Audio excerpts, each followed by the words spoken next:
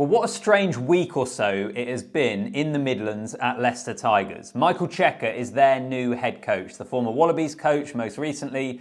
He was with Argentina at the World Cup last year, and it comes off the back of them, quite shockingly, I think, to most people, getting rid of Dan McKellar. So loads to get into in the video. Leicester Tigers fans watching, what do you make of all of this? I feel like there's been so many ups and downs. I think it started with anger with the McKellar news, and then perhaps a bit of optimism. I mean, Michael Cheika, very experienced, very successful coach previously. So give me your thoughts in the comments of just what you make of it all, of everything that we've seen. And overall, are you pretty happy now with Michael Cheika coming in? He's got pre-season ahead of next year in the Gallagher Premiership. Let me know. Whilst you're here as well, like the video. And if you're not already, I'd appreciate it if you hit that subscribe button. So I say it's been a funny week or so. This is what I mean. This is a brief timeline for you of just how all of this has unfolded. On the 11th of June, Leicester Tigers put up this saying that their coaching team was confirmed for next year. Dan McKellar had his coaches in place. And given the fact that a lot of last season, basically all of last season, they didn't have an attack coach, given the fact that it was a really disappointing season in the end for them in the Premiership, it felt like a fresh slate. It felt like, even though he had been there for a year, he had his coaches in place now and they could kick on the 11th of June. 11 days later, on the 22nd of June, it's announced that Dan McKellar is departing by mutual consent, apparently, given where Leicester Tigers and where he saw the club moving, which is in itself weird. What happened in those 11 days? On the 26th of June, we then had confirmation that scrum coach Dan Palmer had resigned. This was off the back of the fact that Dan McKellar was leaving the club. To me, that suggests that there's some people a little bit unhappy behind the scenes, perhaps, with how Dan McKellar was treated. And then today, on the 27th of June, Michael Cheika appointed as head coach. I think there are three separate strands to this. There's McKellar himself, there's Cheika and his appointment, and then there's Leicester Tigers as a whole. I'll go through them and give my views on them. Dan McKellar, first of all, I'll be honest, I feel sorry for him. And I know there were times this season where, amongst the Leicester faithful, there was frustration towards his regime, there was frustration to the game plan and the style of rugby that they were seeing. But I think when you consider when he came into the club, off the back of Steve Borthwick, it was a time of upheaval anyway. The fact then, as I mentioned, he didn't have an attacking coach in place, whether that's his fault, whether it's the club's fault, but it never really felt like Leicester were that settled, and they dropped away pretty dramatically towards the end of the year. But I got the impression anyway that they would be better for having that stability that we thought they had on the 11th of June when that coaching team was confirmed. And also, given the fact that when Eddie Jones left the Wallabies, Dan McKellar, previously part of the Wallabies setup, was someone who had been linked with the role. I think he is quite well thought of in rugby circles of how good a coach he is. I thought maybe the future would look bright. But then this happens.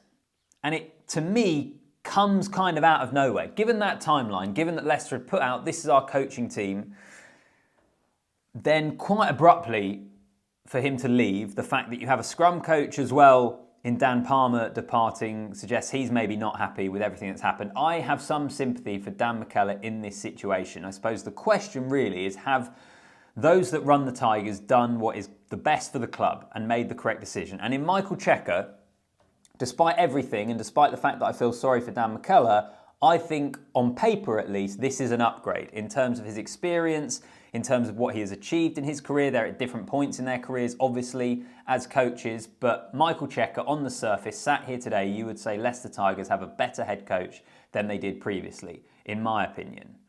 So he's got the experience and he's got the track record.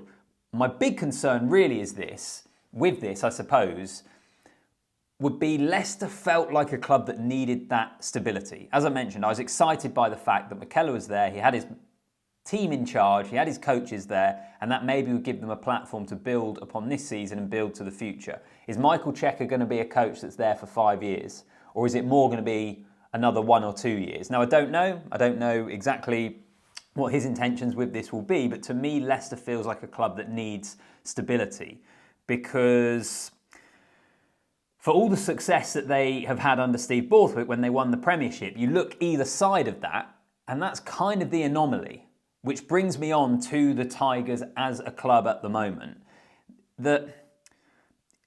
It feels like they haven't been that well run for a little while. I think that Steve Borthwick Premiership title is the anomaly between them not being very good either side of that. Times when they're at the bottom of the Premiership this year was quite disappointing. So because of that, this is a huge call to essentially rip up all the plans that you had put in place and that not that long ago, a couple of weeks ago, you thought were the best things to take this club forward. To rip all that up and start again is a bold call. So those in positions of power, I think it's Andrea Pinchin is the CEO of Leicester.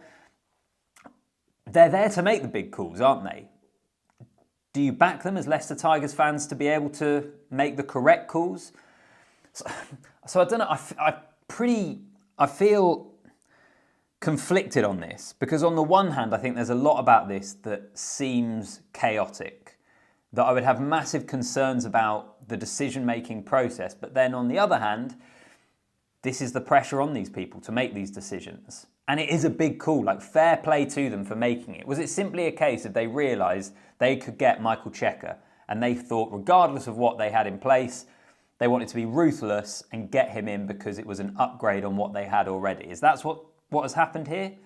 So it's a bold call. I think it's a call that needs to work because I think quite quickly the Leicester Tigers faithful, arguably the best supported club in England, certainly one of the biggest, if not the biggest fan bases, I think will voice their displeasure pretty quickly if this doesn't go to plan. But in Michael Cheika, they've got an experienced coach and he is blockbuster for the league. Like as a name, I think it's great that he is coaching in the Premiership and I'm fascinated to see what this Leicester Tigers team will look like. There's just some other bits around that timeline, around kind of the decision-making and the way the club has been run recently, which maybe gives some cause for concern. So those are my general thoughts. What do you make of it? Leicester Tigers fans in particular, are you overall happy? I got the impression that there was a lot of people pretty angry at the news that McKellar was leaving the club kind of out of nowhere. Does the fact that it's Michael Cheika coming in with his CV make up for that? Do you feel a lot more positive today? I'd imagine there's going to be maybe some sort of conflicted emotions and feelings amongst the Leicester fans. It is a fascinating appointment. It is brilliant for the Premiership. I don't know. Certainly some questions there though. So do let me know in the comments section. Make sure you like the video as well. Make sure you are subscribed to the channel. I'll see you in the next one.